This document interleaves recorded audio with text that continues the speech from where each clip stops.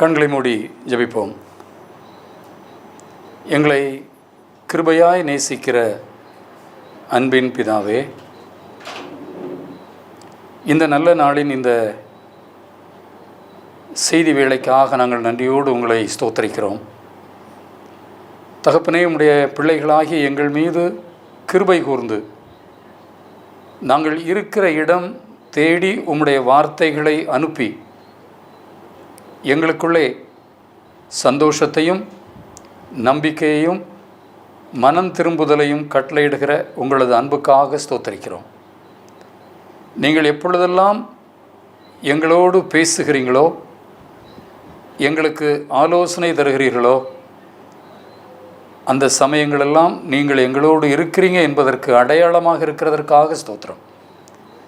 இந்த நாளிலும் நாங்கள் இருக்கிற இடங்களிலே உங்களுடைய மகிமையான செயல்களை தியானிக்கும்படி எங்களுக்கு தந்த இந்த கிருபைக்கு ஸ்தோத்திரம். உம்முடைய வார்த்தைகளில் எங்களை பலப்படுத்தி, உம்முடைய வார்த்தைகளினால் எங்களை பரிசுத்தமாக்கி, உம்முடைய வார்த்தைகளின் வல்லமையை எங்களுக்குள் செயல்படுத்தி எங்களை சுற்றியுள்ள ஜனங்கள் மத்தியிலே சாட்சியுள்ள பிள்ளைகளாக மாற்ற வேண்டும் என்று இயேசு கிறிஸ்துவின் நாமத்தினால் வேண்டிக் கொள்கிறோம். அன்பின் பிதாவே, ஆமென், ஆமென். அன்பானவர்களே, இந்த நாளிலும் கர்த்தராகிய இயேசு கிறிஸ்துவின் நாமத்தினாலே உங்கள் யாவரையும் வாழ்த்துகிறேன். கர்த்தராகிய இயேசு கிறிஸ்துவினுடைய கிருபையும் சமாதானமும் உங்கள் அனைவரோடும் கூட எப்பொழுதும் இருப்பதாக. இந்த வேளையிலும் இந்த செய்தி வேளை எனக்கு தந்த கர்த்தருக்கு ஸ்தோத்திரம், அவருடைய நாமத்திற்கு மகிமையை செலுத்துகிறேன். அதோடு மாத்திரமல்ல, இந்த வேளையை எங்களுக்கு நியமித்து கொடுத்த அன்பு JTK TV நிறுவனத்தாருக்கும் உளம் கனிந்த நன்றியை கூறிக்கொள்கிறேன். இந்த நாளிலே நாம் சிந்திக்கும்படியாக தெரிந்து கொண்ட செய்தி ஏசாயா தீர்க்கதரிசியின் புத்தகம் 35ஆம் அதிகாரம் 5 முதல் 6 வசனங்களுக்குள்ளான பகுதியை நாம் தியானிக்கவிருக்கிறோம். இந்த அதிகாரம், இந்த பகுதி இயேசு கிறிஸ்துவனுடைய ஊழிய நாட்களிலே தேவன் இயேசுவை கொண்டு ஜனங்களுக்குள்ளே செய்யவிருக்கிற நன்மையான காரியங்களை, சுகமாக்கும் ஊழியத்தை, புதுப்பிக்கும் காரியத்தை நமக்கு கூறுகிறது. இதை நாம் கவனித்து நமக்கு சொந்தமாக்கி கொள்வோம். இந்த நாளின் செய்திக்கு ஒரு தலைப்பு கொடுக்கக்கூடுமானால், இயேசு கிறிஸ்துவின் சுகமாக்கும் ஊழியம் என்று சொல்லலாம், அல்லது தேவனின் அன்பின் ஊழியம் என்று சொல்லலாம். தேவன் நம் மீது அன்பு கூர்ந்தவராக இருக்கிறபடினாலே, நம்மை மீட்டு கொள்ளும்படியாக திட்டமிட்டபடினாலே, தமது சொந்த குமாரனாகிய இயேசு கிறிஸ்துவையே தந்து அவர் மூலம் நம் மீது அன்பு கூர்ந்தபடினாலே நாம் இந்த ஊழியத்தை அன்பின் ஊழியம் அல்லது சுகமாக்கும் ஊழியம் என்பதாக கருத முடியும். எனக்கு அன்பானவர்களே, நாம் இந்த தியானத்திற்காக எடுத்துக்கொண்ட வேத பகுதியை வாசிக்கிறேன். ஏசாயா 35ஆம் அதிகாரம் 5 முதல் 6 வசனங்கள். இந்த பகுதி விதமாக சொல்லுகிறது: அப்பொழுது குருடரின் கண்கள் திறக்கப்படும், செவிடரின் செவி திறவுண்டு போம். அப்பொழுது முடவன் மானை போல குதிப்பான், ஊமையன் நாவும் கம்பீரிக்கும். வனாந்தரத்திலே தண்ணீர்களும் கடுவெளியிலே ஆறுகளும் உண்டாகும் என்பதாக இந்த பகுதி கூறுகிறது. எனக்கு அன்பானவர்களே, இந்த பகுதி இயேசு கிறிஸ்து இந்த உலகத்திற்கு வந்து தேவனுடைய திட்டத்தின்படி ஜனங்களாகிய தம்முடைய பிள்ளைகளுக்குள்ளே, தேவனை அறிந்தவர்கள் மற்றும் அறியாதவர்கள் என்று யாவருக்குள்ளும் அவர் தம்முடைய திட்டத்தை செயல்படுத்துவதற்காக ஏற்றுக்கொண்ட ஊழியம் என்று நான் இதை உங்களுக்கு சொல்ல விரும்புகிறேன். இயேசுவின் நாட்களிலே ஆதாம் செய்த பாவத்தின் நிமித்தம் நமக்குள்ளே வந்த பாவம் இயேசு கிறிஸ்துவினால் முற்றிலுமாய் பரிகரிக்கப்பட்டு, அது நிமித்தம் நமக்குள்ளே நன்மைகள் கடந்து வர வேண்டும்.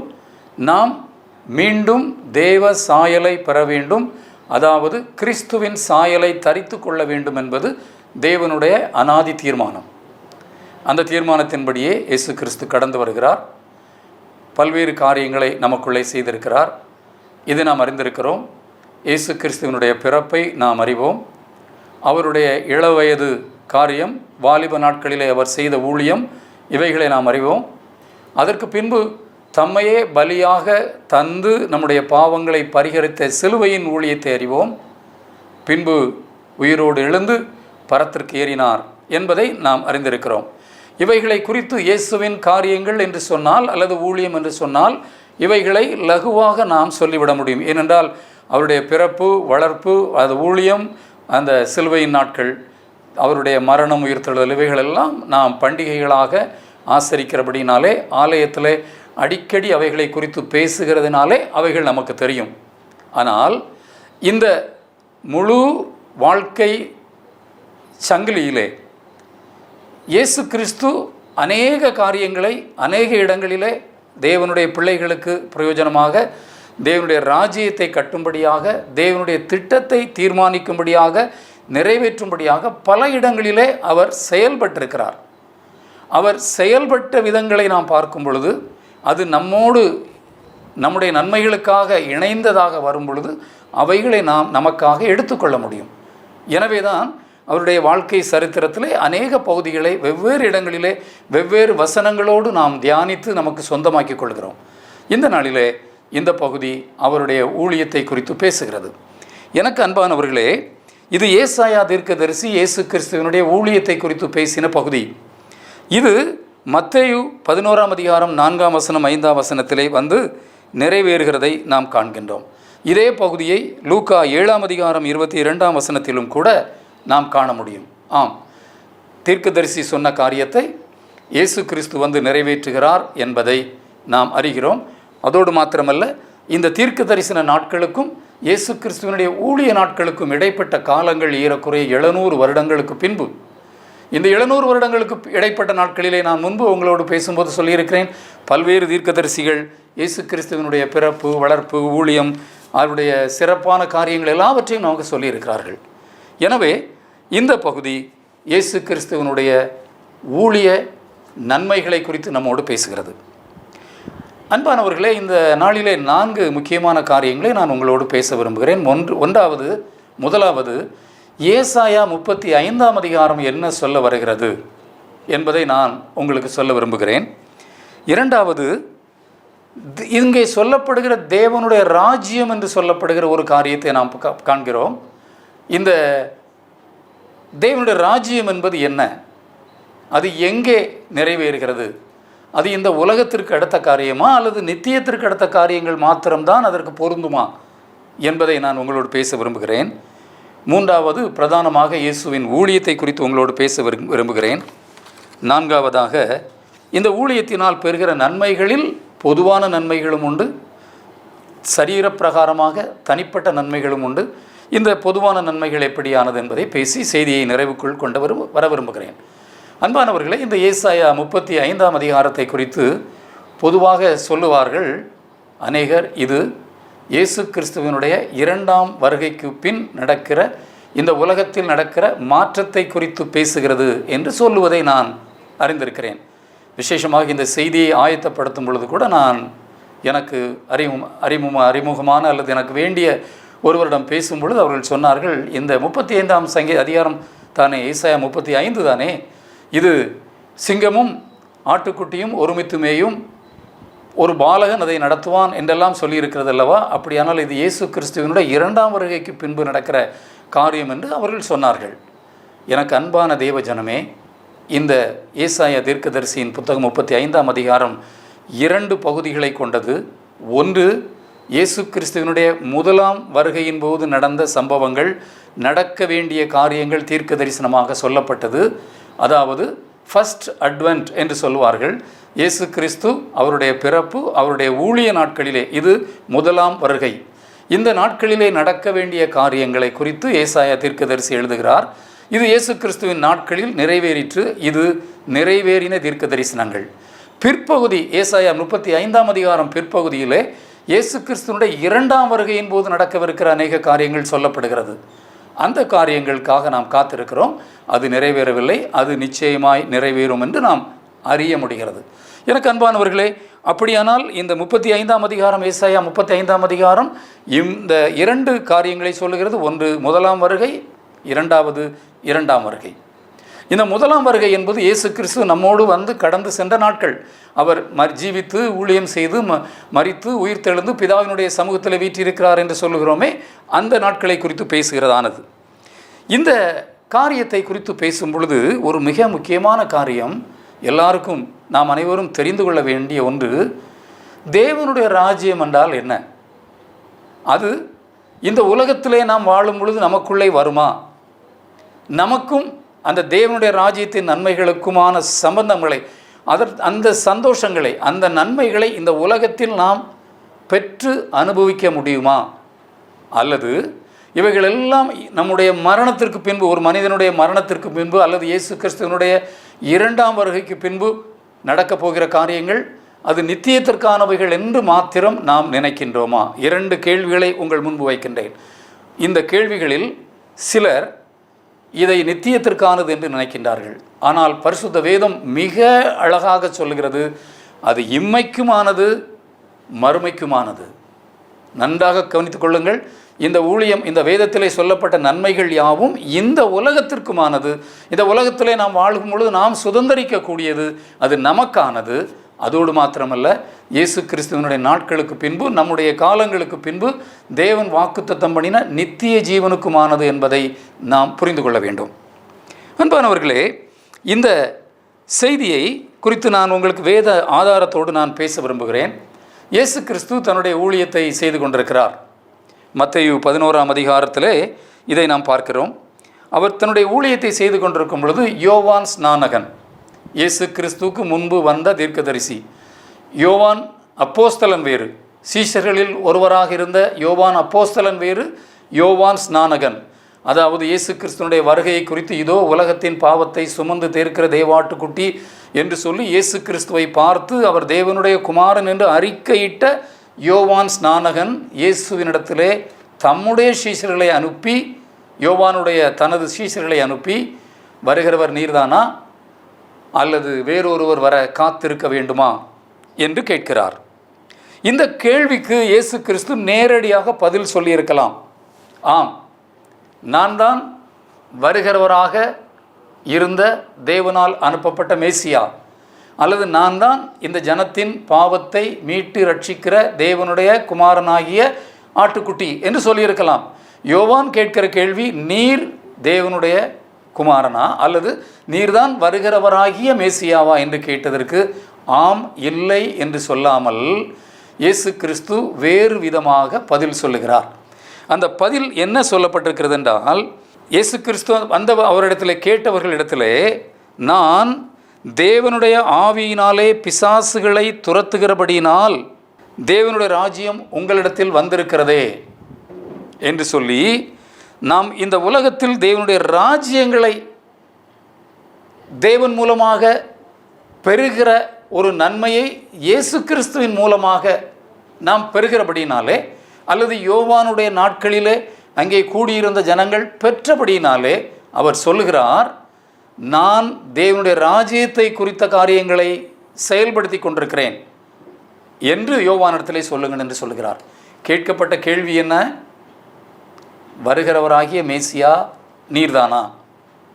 ஆனால் இயேசு கிறிஸ்து என்ன சொல்கிறார்?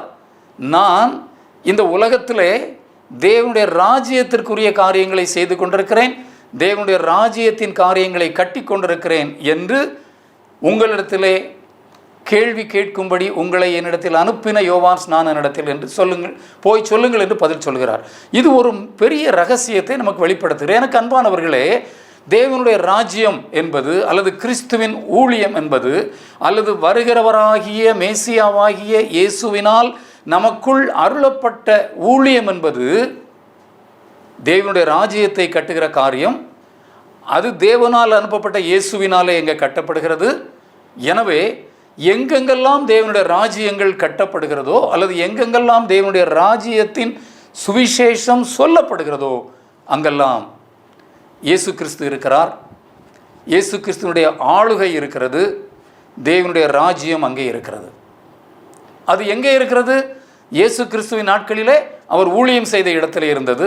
இந்த நாட்களிலே தேவனுடைய வார்த்தைகளை பெற்ற தேவனுடைய தாசர்கள் செய்கிற ஊழியத்தின் ஸ்தானங்களிலே அது இருக்கிறது. இன்னும் அவருடைய வார்த்தைகளை விசுவாசத்தோடு ஏற்றுக்கொண்டு நம்முடைய வீட்டிலே அறை வீட்டிற்குள் பிரவேசித்து நாம் விண்ணப்பம் பண்ணுகிறோமே, அந்த இடத்திலும் தேவனுடைய ராஜ்யம் இருக்கிறது. வேதம் தெளிவாக சொல்லுகிறது, எங்கே 2 பேர் 3 பேர் என் நாமத்தினாலே கூடி ஜபிப்பீர்களோ அவர்கள் மத்தியில் நான் இருப்பேன். இயேசு கிறிஸ்துவாகிய நான் இருப்பேன். தேவனாகிய கர்த்தர் கட்ட அனுப்பின ராஜ்யத்தின் காரியங்கள் உங்களுக்குள்ளே நிறைவேறும். தேவனாகிய கர்த்தர் நமக்குள்ளே இருப்பார், நமக்குள்ளே வாசம் பண்ணுவார் என்பதாக நாம் காண்கிறோம். எனக்கு அன்பானவர்களே, அப்படியானால் தேவனுடைய ராஜ்யம் இந்த உலகத்திலே நாம் ஆசரிக்கிற இடங்களிலே, நாம் வீட்டிலே ஜெபம் பண்ணுகிற இடங்களிலே, நம்முடைய நண்பர்களோடு சேர்ந்து தேவனுடைய வார்த்தைகளை பகிர்ந்து கற்றுக்கொள்கிற இடங்களிலே, தேவனுடைய வார்த்தை எங்கெங்கெல்லாம் வருகிறதோ அதை கருத்தாய் கவனித்து ஏற்றுக்கொள்கிற இடங்களிலே தேவனுடைய ராஜ்யம் இருக்கிறது. அந்த ராஜ்யம் நம்முடைய இருதயத்திற்குள்ளும் இருக்கிறது என்பதை நாம் மறந்து போகக்கூடாது. எனக்கு அன்பான தேவர்கள் ஜனமே, பரமண்டல ஜபத்தை குறித்து சொல்லும் பொழுது இயேசு கிறிஸ்து சொல்லுகிறார், உம்முடைய ராஜ்யம் வருவதாக. சீஷர்களுக்குள்ளே சொல்கிறார், 12 பேர் சேர்ந்து ஜபிக்க நீங்கள் கூடி வரும் பொழுது நீங்கள் ஜபிக்க வேண்டிய விதமாவது, உம்முடைய ராஜ்யம் வருவதாக என்று பிதாவை நோக்கி நீங்கள் கூப்பிடும் பொழுது அங்கே தேவனுடைய ராஜ்யம் வருகிறது. எனக்கு அன்பானவர்களே, இது மிக முக்கியமான ஒரு காரியம் என்பதை நாம் மறந்து போகக்கூடாது. மேலும் இந்த தேவனுடைய ராஜ்யம், இயேசு கிறிஸ்து பிசாசின் கிரியைகளை அழித்தபோது அவர் சொல்கிறார், நான் தேவனுடைய விரலினாலே பிசாசின் கிரியைகளை அழித்தபடினாலே தேவனுடைய ராஜ்யம் இப்பொழுது உங்களிடத்தில் வந்திருக்கிறது என்று சொல்லுகிறதை நாம் பார்க்கிறோம். எனக்கு அன்பானவர்களே, எங்கெல்லாம் பிசாசின் கிரியைகள் அழிக்கப்படுகிறதோ, எங்கெல்லாம் சுவிசேஷம் சொல்லப்படுகிறதோ, எங்கெல்லாம் தேவனுடைய நாமம் மகிமைப்படும்படியான காரியங்கள் நடக்கிறதோ அங்கெல்லாம் தேவனுடைய ராஜ்யம் வந்திருக்கிறது. அப்படியானால் நாம் அறிந்து கொள்ள வேண்டிய மிக முக்கியமான செய்தி, இந்த உலகத்தில் நாம் வாழ்கிற காலங்களிலே, நாம் வாழ்கிற சமுதாயத்திலே, நம்முடைய குடும்பத்திலே, நம்முடைய நண்பர்கள் வட்டாரத்திலே, நம்முடைய வீட்டிலே தேவனுடைய ராஜ்யத்தின் நன்மைகளை நாம் சுதந்திரிக்க முடியும். அது இந்த உலகத்துக்குமானது, நித்தியத்திற்குமானது. எனக்கு அன்பான தெய்வ ஜனமே, நாம் இதை விசுவாசிக்கும் பொழுது தேவனிடத்திலே உரிமையாக கேட்க முடியும்.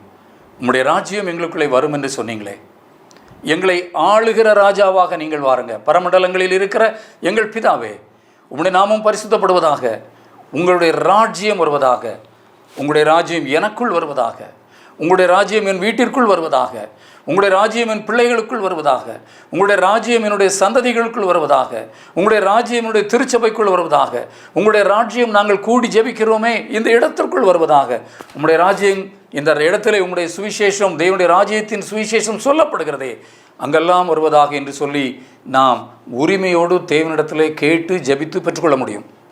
இதை நாம் அறிந்து கொள்ள வேண்டும். இப்பொழுது அன்பானவர்களே, நான் இயேசு கிறிஸ்துவனுடைய மீட்பின் ஊழியத்தை குறித்து உங்களோடு நான் சற்று பகிர்ந்து கொள்ள விரும்புகிறேன். அவர் நன்மை செய்கிறவராக வந்தார். இயேசு கிறிஸ்துவின் ஊழியம் அன்பின் ஊழியம் என்று பார்த்தோம். இயேசு கிறிஸ்துவின் ஊழியம் சுகமாக்கும் ஊழியம் என்று நான் தலைப்பிலே சொன்னேன். அந்த ஊழியத்தை குறித்து நான் உங்களோடு சொல்ல விரும்புகிறேன். அதிலே சில காரியங்கள் நாம் மிக கவனமாக சிந்திக்க வேண்டியவைகளாக இருக்கிறதை நாம் அறிந்திருக்கிறோம்.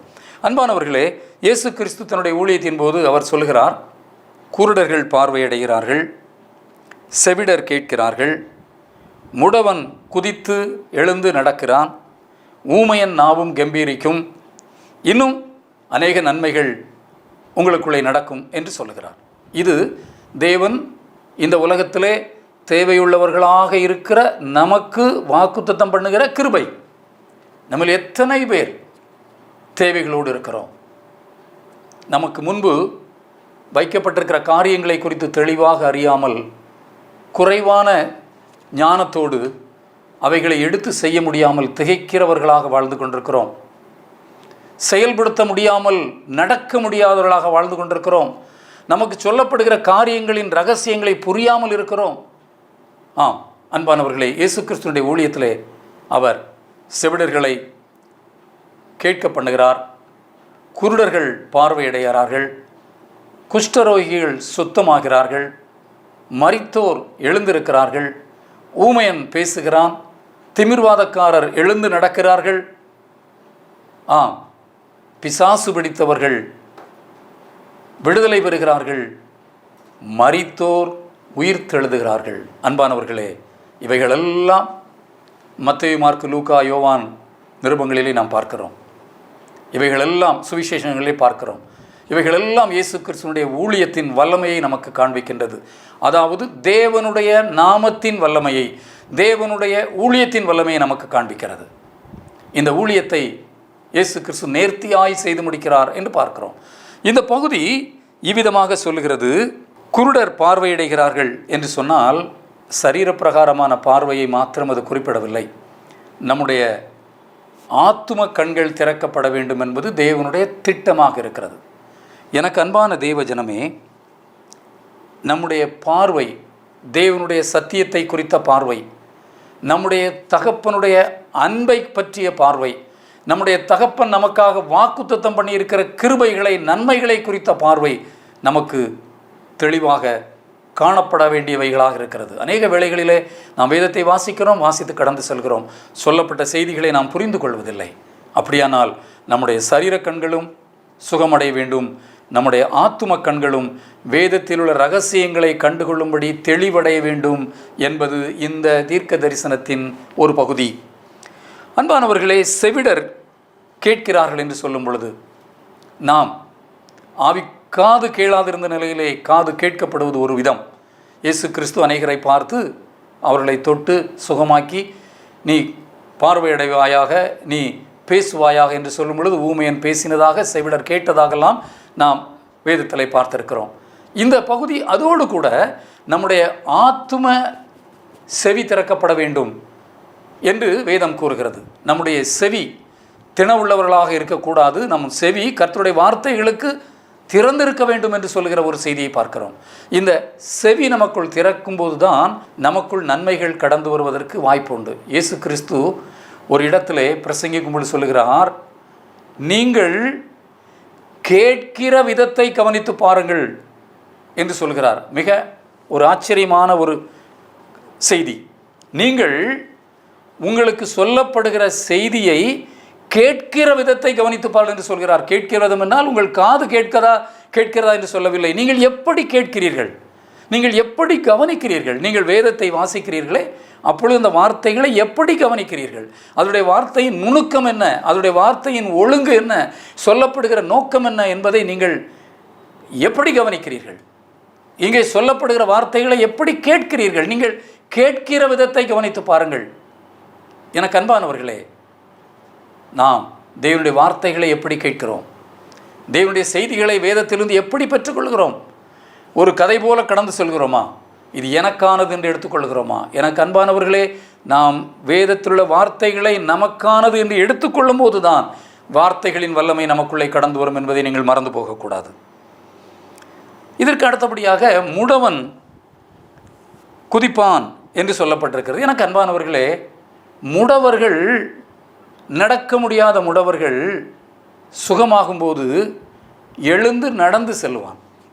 இதுதான் நாம் பொதுவாக பார்த்திருக்கிறோம். மருத்துவர்கள் நெடுநாளாக படுக்கையில் கிடக்கிற ஒரு வியாதியஸ்தனை மருத்துவம் செய்து கொடுத்து, நீ எழுந்து மெதுவாக நடந்து செல் என்று சொல்லி கைகளை பிடித்து பழக்குவிப்பார். பின்பு வர வர அந்த கால்களும் கைகளும் பலன் கொள்ளும் பொழுது அவர்கள் நடக்க ஆரம்பிப்பார்கள். ஆனால் இங்கே சொல்லப்பட்டிருக்கிறது டைரக்டாக, நேரடியாக கர்த்தருடைய வல்லமை, இயேசு கிறிஸ்துடைய ஊழியத்தின் வல்லமை ஒருவருக்குள் கடந்து வரும்பொழுது முடவன் குதிப்பான். நடக்கிறதை தாண்டியவன் அவன் பலமுள்ளவனாக எழும்புகிறான் என்று சொல்லப்பட்டிருக்கிறது. இது ஒரு ஆச்சரியமான காரியம். எனக்கு அன்பானவர்களே, அதுபோல அடுத்த பகுதியை பாருங்கள். ஊமையன் நாவு பேசும் என்று சொல்லப்படவில்லை. ஊமையர்களை பேசுவதற்கு பழக்கும் பொழுது சற்று சிறிதாக வார்த்தைகளை சொல்லி அம்மா, அப்பா அல்லது ஆ என்று சொல்லி கொடுத்து அவர்களை பழக்குவிப்பார்கள். இங்கே சொல்கிறார், ஊமையன் நாவு கம்பீரிக்கும். கம்பீரிக்கும் என்றால் அது மகிழ்ச்சியாய் பாடும். எனக்கு அன்பானவர்களே, ஒரு ஆழமான நாம் கவனிக்க வேண்டிய ஒரு ரகசியத்தை உங்களுக்கு சொல்லுகிறேன். இங்கே சொல்லுகிற செய்தி என்னவென்றால், கர்த்தருடைய நாமத்தினாலே நாம் பெறுகிற நன்மைகள் இந்த உலக வழக்கத்தின்படியான நன்மைகளோடு மட்டுமல்லாமல் நம்முடைய இருதயம் மகிழ்ந்து களி கூறும்படியான நன்மைகளுக்குள் நம்மை கொண்டு செல்லும். இங்கே நடக்க வேண்டியவன் குதித்து எழும்பி ஓடுகிறான், அதுபோல பேச வேண்டியவன் தேவனுடைய நாமத்தை கம்பீரத்தோடு அவன் பேசுகிறான். இது சுகம் ப்ளஸ் மீட்பின் அனுபவத்தை உள்ளடக்கியதாக இருக்கிறது. எனக்கு அன்பான தேவ ஜனமே, இயேசு கிறிஸ்துவனுடைய ஊழியம் மீட்பின் ஊழியத்தோடு, சுகத்தின் ஊழியத்தோடு மீட்பின் ஊழியத்தையும் சேர்த்து நமக்குள்ளே கொண்டு வந்திருக்கிறது என்பதை நாம் மறந்து போகக்கூடாது. இந்த அனுபவத்தை குறித்து சொல்லும் பொழுது, வேத வசனத்தை சொல்லும் பொழுது, அப்போஸ்தலர்கள் 3ஆம் அதிகாரம் 6ஆம் வசனம் முதல் 8ஆம் வசனம் வரை நடந்த பகுதியிலே பேதுரும் யோவானும் ஆலயத்திற்குள் செல்கிறார்கள். பிறந்ததிலிருந்தே சப்பானியாக இருக்கிற ஒரு பிறவி சப்பானி ஆலயத்தின் வாசலிலே வைத்து அவனை கொண்டு வந்து வைத்திருக்கிறார்கள். அவன் வருகிறவர் போகிறவரிடம் பிச்சை கேட்டுக்கொண்டிருக்கிறான். பேதுரும் யோவானும் அவனை பார்த்த பொழுது சொல்லுகிறார்கள், இவன் உற்று பார்க்கிறான். என்னை உற்றுப்பார் என்று சொன்ன உடனே இவன் பேதுரும் யோவானும் தனக்கு ஏதோ காசு தரப்போகிறார்கள் அல்லது பணம் தருவார்கள் என்று எதிர்பார்க்கிறான். பேதுரும் யோவானும் சொல்கிறார், இல்லை, என்னிடத்தில் வெள்ளியும் பொன்னும் கிடையாது என்று சொல்லுகிறார். பின்பு அதோடு மாத்திரமில்லாமல் இயேசு கிறிஸ்துவின் நாமத்தினாலே வெள்ளியை விட பொன்னை விட மேன்மையான ஒரு நன்மை எங்களிடத்தில் இருக்கிறது, நான் அதை உனக்கு தருகிறேன் என்று சொன்ன உடனே அவனுக்கு அதை கொடுக்கிறார்கள், சொல்லி கொடுக்கிறார்கள். இயேசு கிறிஸ்துவின் நாமத்தினாலே எழுந்து நட என்று சொல்லுகிறார்கள். அவன் எழுந்து நடந்தான் என்று வேதத்திலே போடாமல், பிறவிச்சப்பாணி குதித்து எழுந்து நின்று நடந்தான், நடந்து குதித்து தேவனை துதித்து கொண்டு சென்றான். எனக்கு அன்பானவர்களே, இதுதான் இயேசு கிறிஸ்துவின் ஊழியத்தினால் வருகிற சுகம் ப்ளஸ் மீட்பின் அனுபவம். இந்த அனுபவம் நமக்குள் இருக்கும் பொழுது, தேவன் எனக்கு இதை செய்தார் என்கிற சந்தோஷம் நமக்குள் இருக்கும் பொழுது தான் அது தேவனுடைய வார்த்தையின்படியாக வந்த சுகம், தேவனுடைய வார்த்தையின்படியாக வந்த நன்மை, தேவனுடைய வார்த்தையின்படியாக வந்த சுவிசேஷத்தின் நன்மை என்று நாம் அறிய முடிகிறது. அப்படியானால் இங்கே பரலோக ராஜ்யத்தின் நன்மை என்று சொல்லும் பொழுது நமக்குள்ளே சுகம் ப்ளஸ் மீட்பின் அனுபவத்தை நாம் பெறுகிறவர்களாக இருக்கிறோம். நமக்கு சரீர நன்மைகளையும் ஆத்தும நன்மைகளையும் ஆவிக்குரிய நன்மைகளையும் தேவனுடைய சுவிசேஷம் இயேசு கிறிஸ்துவின் ஊழியம் நமக்குள்ளே தருகிறது. எனக்கு அன்பானவர்களே, இதை குறித்து சொல்லும் பொழுது 1 கொரிந்தியர் 2ஆம் அதிகாரம் 9ஆம் வசனம் 10ஆம் வசனத்திலே ஒன்று பார்க்கிறோம். தேவன் தம்முடைய பிள்ளைகளுக்காக, அதாவது தேவன் தம்மில் அன்பு கூறுகிறவர்களுக்காக ஆயத்தம் பண்ணின நன்மைகளை இந்த உலகத் தோற்றம் முதல் ஒருவரும் அதை கண்டுகொள்ளவில்லையாம், முழுமையாக கண்டுகொள்ளவில்லை. ஒருவரும் அதை நமக்கு முழுமையாக சொல்லித்தரவும் இல்லை. ஒருவர் கூறி நம்முடைய செவிகளில் அது முழுமையாக கேட்கப்படவும் இல்லை என்று வேதம் கூறுகிறது. அப்படியானால் எனக்கு அன்பான தெய்வ ஜனமே, நாம் பெற வேண்டிய நன்மைகள் ஏராளம். இந்த பெற வேண்டிய நன்மைகளில் நாம் பெற்றிருக்கிற நன்மைகள் ஒரு சிறு பகுதி. ஒருவேளை சரீரப்பிரகாரமான நன்மையை நாம் பெறுவோம், அதோடு கூட தேவன் வைத்திருக்கிற ஆவிக்குரிய நன்மையை நாம் பெற வேண்டியவர்களாக இருக்கிறோம் என்பதை நாம் இயேசு கிறிஸ்துவினுடைய ஊழியத்தின் மூலமாக அறிந்து கொள்ள முடியும். அன்பானவர்களே, நாம் பெற வேண்டிய நன்மைகள் ஏராளம். மாத்திரமல்ல, இந்த நன்மைகளோடு கூட தேவன் சில பொருளாதார நன்மைகளையும் நமக்கு தருகிறார். இங்கே வனாந்தரம் வாழ்வு மாறும் என்று சொல்லப்பட்டிருக்கு. அநேக வேளைகளிலே நாம் பொருளாதாரத்திலே பின்தங்கி தேவையுள்ளவர்களாய் நாளை தினத்தை குறித்து என்ன செய்வது, பிள்ளைகளுடைய எதிர்காலத்தை குறித்து என்ன செய்வது, அப்படியே பிள்ளைகளுடைய எதிர்காலத்திலே பிள்ளைகளுடைய நன்மைகளை எப்படி எதிர்பார்த்து என்ன செய்வது என்று சொல்லி திகைக்கிறோம். தேவன், வேதம் சொல்லுகிறது, இவைகள் எல்லாவற்றையும் தேவன் மாற்றுகிறார். வனாந்தரமான வாழ்வு எத்தனை வருடம் ஆகிவிட்டது. நான் கணவன் மனைவியாக குடும்ப வாழ்க்கைக்குள்ளே கடந்து வந்து திருமணமாகி எத்தனை வருடங்கள் ஆகிவிட்டது. எங்களுக்குள்ளே கர்த்தருடைய கிருபை கடந்து வரவில்லையே. அன்பு தேவ ஜனமே, எத்தனை பேர் இயங்கிக் கொண்டிருக்கிறோம். எத்தனை பெற்றோர் தங்கள் பிள்ளைகளுக்காக இயங்கிக் கொண்டிருக்கிறோம். எத்தனை பெற்றோர் தங்கள் எதிர்காலத்தை குறித்து இயங்கிக் கொண்டிருக்கிறோம். எனக்கு அன்பான தேவ ஜனமே, தேவனுடைய வார்த்தை உங்களுக்கு கடந்து வருகிறது, உங்களை நோக்கி சொல்கிறது, வனாந்தர வாழ்வு, உங்கள் வாழ்வு செழிக்கும், அது மாறும். இயேசுவின் சுவிசேஷம், இயேசுவின் சுகமாக்கும் ஊழியம் உங்களுக்குள்ளே மாற்றத்தை கொண்டு வரும் என்பதை தெளிவாக சொல்லுகிறது. மாத்திரமல்ல, காடாய் கிடக்கும் வாழ்வு மார்ந்து ஊற்றுகளாய் அங்கே உருவாகிறதை பார்க்கிறோம். கடுவெளி கழித்து அது நீரூற்றுகளாக மாறுகிறது என்று சொல்கிறதை பார்க்க. எனக்கு அன்பான தெய்வ ஜனமே, தேவனுடைய வார்த்தை நமக்குள் கடந்து வரும் பொழுது, தேவனுடைய சுவிசேஷம் நமக்குள் கடந்து வரும் பொழுது, இயேசு கிறிஸ்துவினுடைய அன்பின் ஊழியம் நமக்குள் கடந்து வரும் பொழுது அநேக நன்மைகளுக்குள் நாம் கடந்து வருகிறோம். அதோடு கூட ஆவிக்குரிய நன்மைகளையும் பெற்றுக்கொள்கிறோம். இதை நான் உங்களுக்கு ஒரு உதாரணத்தோடு சொல்ல விரும்புகிறேன். எனக்கு அன்பானவர்களே, வேதத்தை கையில் வைத்திருப்பீர்களானால் யோவேல் தீர்க்கதரிசியின் புத்தகத்தை எடுத்துக்கொள்ளுங்கள். 2ஆம் அதிகாரத்திலே 24 முதல் 28 வசனங்களை நான் வாசிக்கிறேன். சற்று கவனியுங்கள். எனக்கு அன்பானவர்களே, தேவன் தம்முடைய பிள்ளைகளை எப்படி ஆசீர்வதிக்கிறார், எப்படி ஆவிக்குரிய நன்மைகளுக்குள் நடத்துகிறார் என்பதை யோவேல் தீர்க்கதரிசி கூறியிருக்கிறார். நான் வாசிக்கிறேன் பாருங்கள். களங்கள் தானியத்தினால் நிரம்பும், ஆலைகளில் திராட்சரசமும் எண்ணெயும் வழிந்தோடும். இது தேவன் அவர்களுக்குள் வைத்திருந்த கொடுக்க போகிற நன்மையை குறித்து கூறுகிறது. அதற்கு பின்பு சொல்கிறார், நான் உங்களிடத்தில் அனுப்பின என் பெரிய சேனையாகிய வெட்டுக்கிளிகளும் பச்சை கிளிகளும் முசுக்கட்டை பூச்சிகளும் பச்சை புழுக்களும் பட்சித்த வருஷத்தின் பலனை திரும்ப தருவேன் என்கிறார். அதாவது ஆசீர்வாதத்தை அனுபவிக்க வேண்டிய ஜனங்கள், தேவனுடைய பிள்ளைகள், ஆசீர்வாதத்தை இழந்து நிற்கிற நிலையிலே பல்வேறு சூழ்நிலைகளில் பல்வேறு கஷ்டங்களை கடந்து வந்து பல்வேறு சூழ்நிலைகளினால் இழந்து போன நன்மைகள் யாவற்றையும் திரும்ப தருவேன் என்று சொல்லுகிறார். இந்த ஜனங்கள் சொல்லப்பட்ட காரியத்திலே இந்த ஜனங்கள் ஒன்றுக்கு பின் ஒன்றிற்கு பின் மற்றது என்று சொல்லி தோல்விகளையே சந்தித்து வந்திருக்கிறார்கள். முதலாவது வெட்டுக்கிளிகள் வருகிறது, அது மீதம் வைத்ததை பச்சை கிளிகள் சாப்பிடுகிறது. அது மீதம் வைத்த நன்மைகளை முசுக்கட்டை பூச்சிகள் சாப்பிடுகிறது. அது மீதம் விட்டு போனவற்றை புழுக்கள் சாப்பிடுகிறது. இவர்கள் பலன், தேவன் தம்முடைய பிள்ளைகளுக்கு தர வேண்டும் என்று வைத்திருக்கிற பலன் இவர்களுடைய மீறுதலினாலே, அதாவது இவர்களுடைய அறியாமையினாலே வந்த மீறுதலினாலே இழப்புகள் இவர்களை கடந்து வந்த பொழுது ஒன்றிற்கு பின் ஒன்றாக பல இழப்புகளை சந்திக்கிறார்கள். தேவன் சொல்லுகிறார், நான் உங்களை பரலோக ராஜ்யத்தின் சுவிசேஷத்தினால், இயேசு கிறிஸ்துவின் ஊழியத்தினால் திரும்ப கட்டும்போது இந்த இழப்புகள் எல்லாவற்றையும் மாற்றுவேன் என்று சொல்கிறார். இந்த இழப்புகள் எல்லாவற்றையும் மாற்றுவேன் என்று சொல்கிறார். இப்படி வெட்டுக்கிளிகளும் பச்சை புழுக்களும் முசுக்கட்டை பூச்சிகளும் பச்சை புழுக்களும் பட்சித்த வருஷத்தின் விளைவை திரும்ப அளிப்பேன் என்று சொல்கிறார். நீங்கள் சம்பூர்ணமாய் சாப்பிட்டு திருப்தி அடைந்து, இப்பொழுது நீங்கள் உங்கள் குறைவின்படி அல்ல நிறைவான நன்மைகளின்படி திருப்தி அடைந்து உங்களை அதிசயமாய் நடத்தி வந்த தேவனுடைய சுவிசேஷத்தின் நற்செய்தியை, இயேசு கிறிஸ்துவின் அன்பின் ஊழியத்தை, தேவனுடைய அன்பின் ஊழியத்தின் திட்டங்களை நீங்கள் அறிந்து தேவனுடைய நாமத்தை துதிப்பீர்கள். முடவன் குதித்து எழுந்து தேவனுடைய நாமத்தை துதிப்பான், ஊமையனுடைய நாவு கம்பீரித்து தேவனை பாடும்.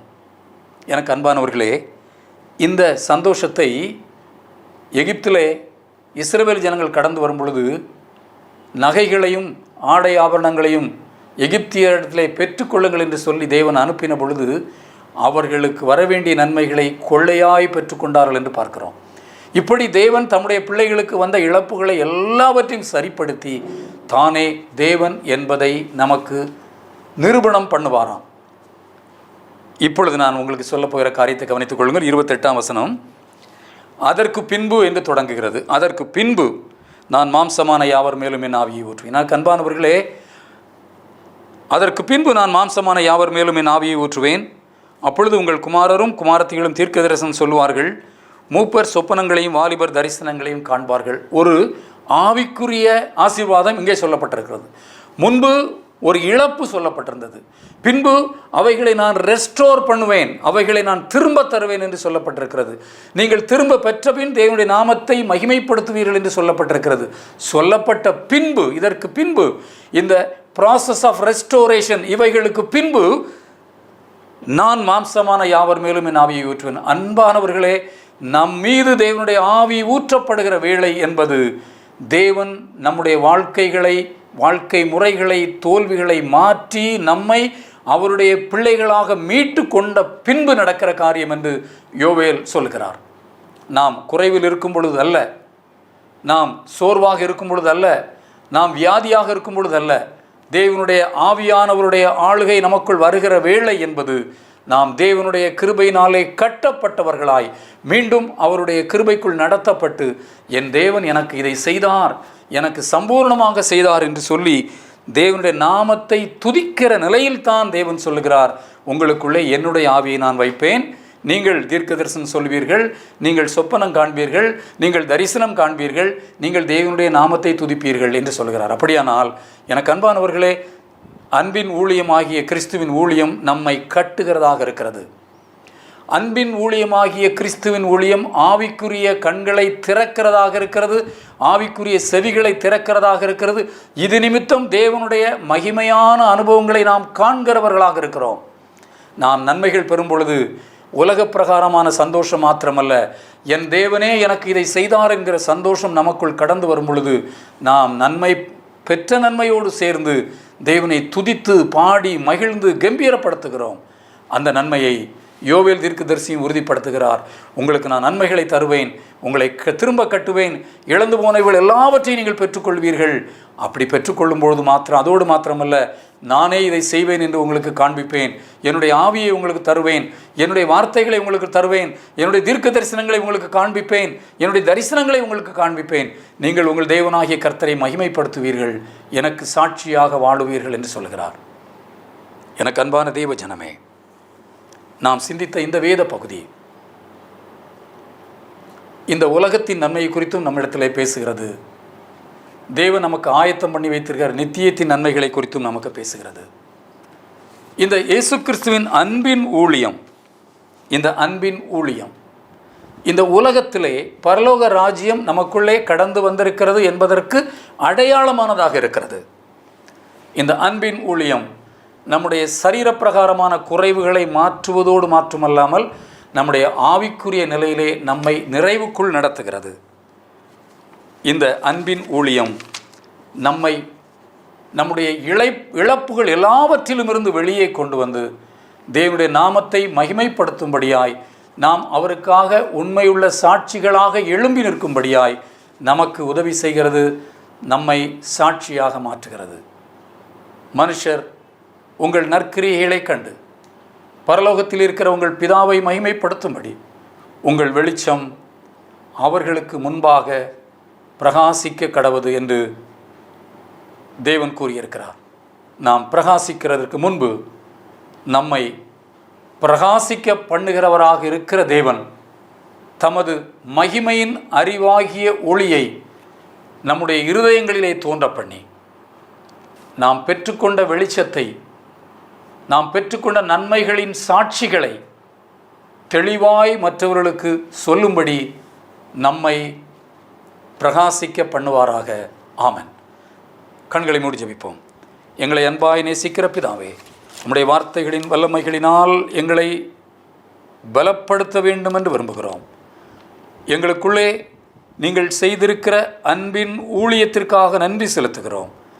எங்கள் சரீரம், எங்கள் ஆத்துமா இவைகளுக்குள்ளே உங்களுடைய வல்லமை வெளிப்படும்படியாய் எங்களுக்குள்ளே அற்புதமான கிரியைகளை செய்ய வேண்டும் என்று விரும்புகிறோம். அன்பு தகப்பனே, எங்களோடு கூட இருந்து எங்களை வழிநடத்தி எங்கள் சந்ததிகளுக்குள்ளே உங்கள் கிருபைகளை விளங்க பண்ணுங்க. இந்த நாளிலும் இந்த செய்தியை கேட்டுக்கொண்டிருக்கிற அநேகரில் பலர் தேவையுள்ளவர்களாக இருக்கிறோம். பலருக்கு பொருளாதார தேவை, பலருக்கு தங்கள் கைகளின் பிரயாசங்களினால் வர வேண்டிய நன்மைகள் எதிர்பார்த்தபடி இல்லையே என்கிற கலக்கம், பலருக்கு நான் நெடுநாளாய் குழந்தை செல்வத்திற்காக காத்திருக்கிறேனே, என் தேவன் எனக்கு எப்பொழுது தருவார் என்கிற பயத்தோடு கூடிய அல்லது விருப்பத்தோடு கூடிய ஏக்கம். அநேக பெற்றோர் தங்களுடைய பிள்ளைகளுடைய நன்மைகளுக்காக ஒவ்வொரு நாளும் கண்ணீர் விட்டு ஜபிக்கிற ஒரு அனுபவம். எனக்கு அன்பான தகப்பனே, இவைகள் எல்லாவற்றையும் நீங்கள் அறிந்திருக்கிறீங்க. எங்களுக்குள்ளே இந்த நிலை மாறுவதற்காகத்தானே நீங்கள் இயேசு கிறிஸ்துவை அனுப்பினீங்க. அவருடைய ஊழியத்தின் நன்மைகளை குறித்து எங்களுக்கு நீங்கள் இந்த நாளிலே போதித்து இருக்கிறீங்க. அவைகளை நாங்கள் கற்றுக்கொள்ளும்படி எங்களுக்கு ஆலோசனை கொடுத்துருக்கிறீங்க. எனக்கு அன்பான தகப்பனே, நீங்கள் எங்களுக்கு தந்த இந்த வார்த்தைகள், இந்த செய்தி எங்களுக்குள்ளே எங்கள் இருதயத்திலே பிரவாகித்து நின்று அநேக நன்மைகளை எங்களுக்குள்ளே தந்து நாங்கள் எங்களை சுற்றியுள்ளவர்கள் மத்தியிலே எங்கள் தேவன் செய்த சாட்சிகள் இவை என்று சாட்சி கூற கிருபை செய்ய வேண்டும் என்று இயேசு கிறிஸ்துவின் நாமத்தினால் வேண்டிக் கொள்கிறோம். அன்பின் பிதாவே. ஆமென், ஆமென். கர்த்தர் தாமே இந்த வார்த்தைகளை நமக்கு பிரயோஜனமாக்கி தருவாராக. ஆமென், ஆமென்.